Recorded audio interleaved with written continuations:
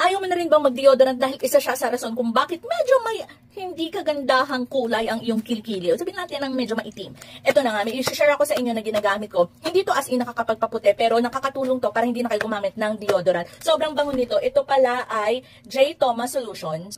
So ito siya, no sweat anti-perspirant deodorant. Iyo din siya, pero spray type siya. So ipapakita ko lang sa inyo kasi nga, girl, ang dami ko nang binili. O diba, 3 na yung binili ko, tapos meron na akong ginagamit ngayon. So ito ay as in pang stock ko lang. Pero i-share ko to sa inyo kasi ito yung ginagamit ko lately. Actually, Milk Food talaga ang ginagamit ko.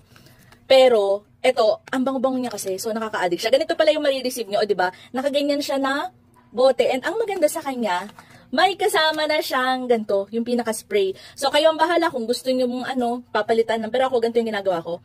Ayan, tatanggalin lang siya. Tapos papalitan ko lang siya nitong spray.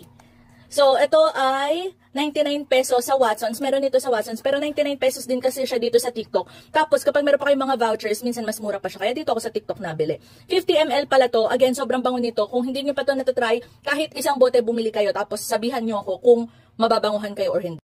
Pero ako personally, gustong gusto ko talaga to. Dati ayoko kasi sabi ko hindi ko siya kilala, pero ang dami na kasi sa mga na nagamit din ito. So sabi ko, why not i-try ko? Tapos tinry ko as in ang bango niya, hindi siya yung amoy na para kang ayun ang bango niya talaga. Like kahit yung pamangkin ko nung nag-spray ako sa kilikili, nung naamoy niya, ang bango, gumanon siya. So yun, ito ay again sa kilikili lang. So i-check out niyo na nasa yellow basket lang siya.